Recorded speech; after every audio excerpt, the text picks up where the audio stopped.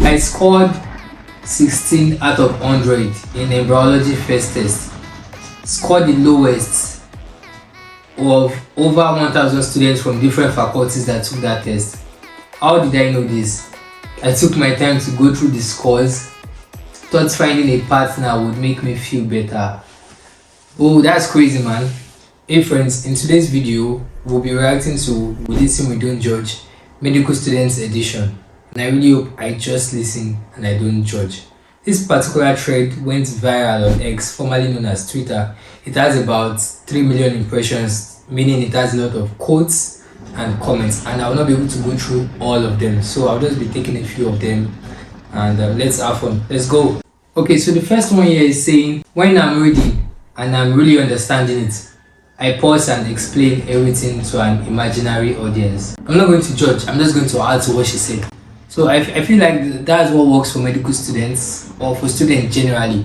There's something called the Feynman technique, and it's like when you read something and you understand, try to teach someone who doesn't understand it or doesn't have an idea of what you're talking about. And if the person is able to understand what you're saying, then you really know that topic or that concept. So I think it's one tip or one hack that most medical students use when they read or when they understand something. So I'm not judging this. I scored 16 out of 100 in embryology first test. Scored the lowest of over 1,000 students from different faculties that took that test. How did I know this? I took my time to go through the scores. Thought finding a partner would make me feel better. Oh, that's crazy, man. So it was lowest out of 1,000 students. I'm going to judge here. That's crazy, that's crazy. But then things happen. Medical school is a very crazy place. I've seen things like this happen to people close to me, even to me myself. So I'm not surprised. So I don't think I'll be judging him.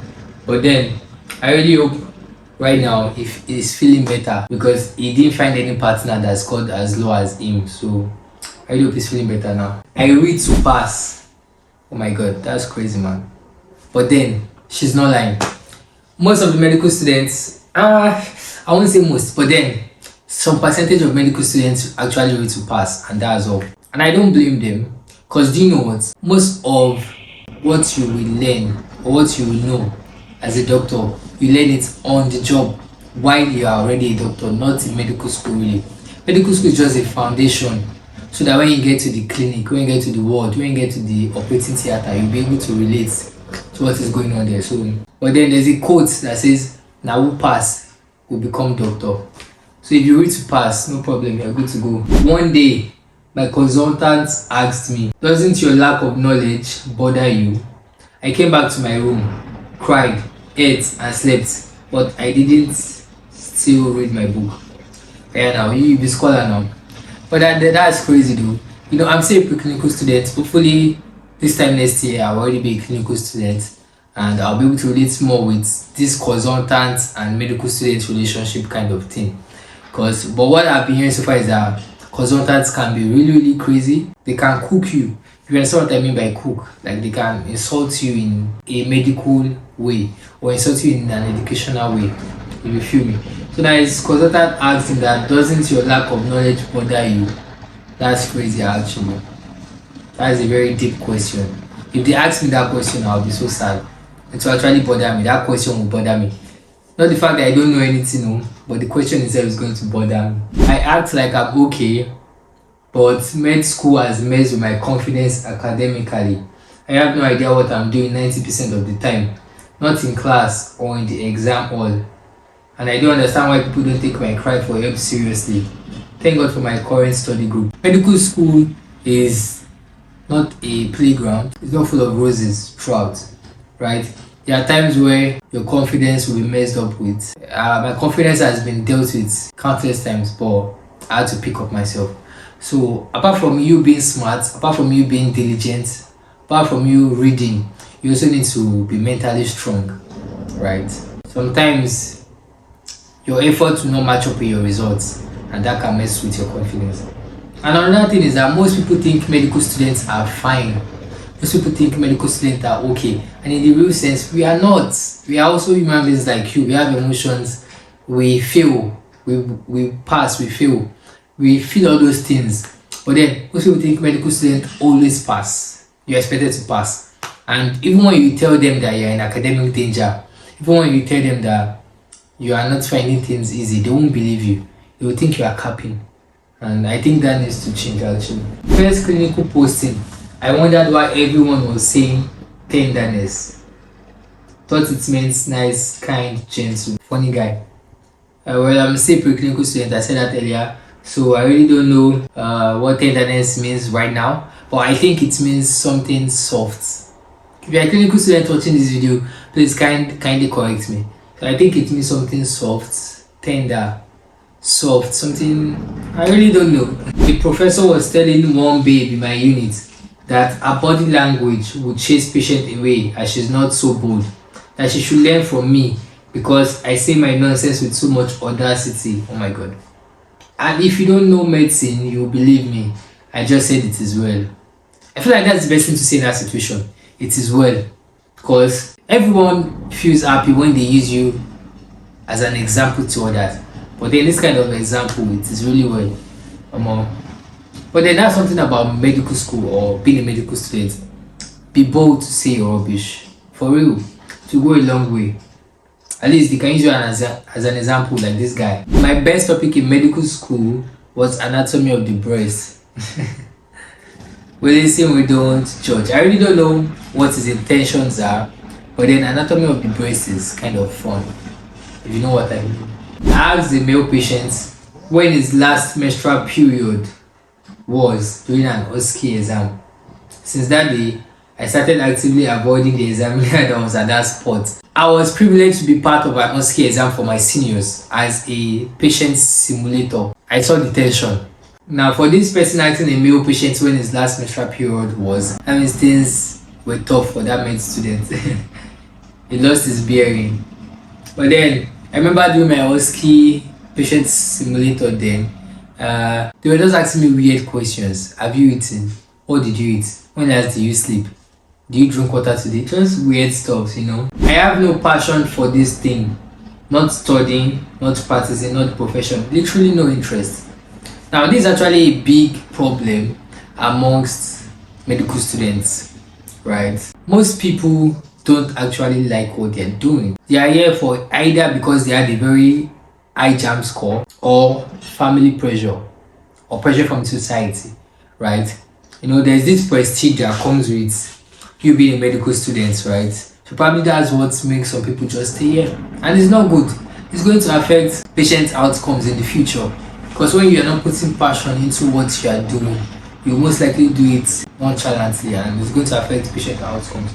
I really don't know how we can curb this, but then I feel like we just need to change our admission system in Nigeria, right? I know abroad, if you want to get an admission into medical school, you will go through a lot of process, interviews, you will need to submit your volunteer journey in medical professionals, offices and all those places. You need to do some research just to make sure that you really have passion for this course you are studying or you want to study. But here in Nigeria or Africa, once you get 300 in JAMB and you have 5 A1s, you should go for medicine. And it's bad. I have like 2-3 friends that have told me by themselves that they have no interest for medicine and they are just here because they found themselves here. I really hope after medical school you can always go and do what interests you. So I really hope you're able to do that. I crossed over sterile instruments and the theater matron gave me a dirty slap. Oof. That's crazy. Did they actually allow that in the hospital setting? A matron giving a medical student slap, or a consultant eating or beating a med student? That's bad. I really hope I don't witness that soon or never. I don't want to witness that. But then she did a wrong thing, right? She crossed over sterile instrument, and you know, in the hospital, sterility is a very, very important factor. They don't joke with it. Whether in the ward or in the theater or wherever, sterility is a very, very important something. But then, I don't think that deserves a dirty slap. That's bad on the matron side. If you're enjoying this video and you feel other people that you know will enjoy it, kindly share this video with them. And also hit the like and subscribe button if you're here to subscribe to the channel. And if you want me to do a part 2 of this reaction something, because we can't cover all the reactions today. Drop it in the comment and I'll do just that. Once I hear it is not your level, this is postgraduate, I zone out immediately to preserve memory space. For real. Once me I hear it's not 300 level work, I'm zoning out. I'm not even waiting to hear it's a postgraduate or it's not my. Once I hear it's not. Once I even hear it's not this semester work, I'm. Once I hear it's not this week's topic, I'm zoning out. Oh, because in medical school you need to calculate, you need to manage your memory space. Because we have a lot. I start and finish new series. This person is talking about movie series during exam period. Watch that movie or series, you won't feel. Yeah, I actually kind of agree with her, because I notice anytime I have exams, that's when the rate at which I watch movies increase. But then during my exam period, test period, that's when I would want to watch movies. And I'll still pass. But then, do what works for you. I overdosed on caffeine, so I could go 72 hours without sleeping. Finish 3 tins of Nescafe. And I think that's the craziest thing I've done in prepping for an exam. Oh my god, that's actually wild. That's wild. How did you finish 3 tins of Nescafe, coffee, caffeine in 72 hours? Medical students do the worst things when it comes to passing or preparing for an exam. And funny thing is, we know the adverse effects of these things, but then we still do them because we want to save lives. We put our life on the line because we want to save lives. Well, that'll be all for today. Shout out to all medical students out there. You guys are really doing a good job. I really hope you find it easier as you go. Even that's a very funny thing to say, but then I really hope it just gets better for each and every one of us. And I really hope at the end of the day we'll be happy and we'll be fulfilled, right? So watch more other videos. YouTube will suggest some of my videos to you. Make sure you watch it, and catch you in the next one. Bye.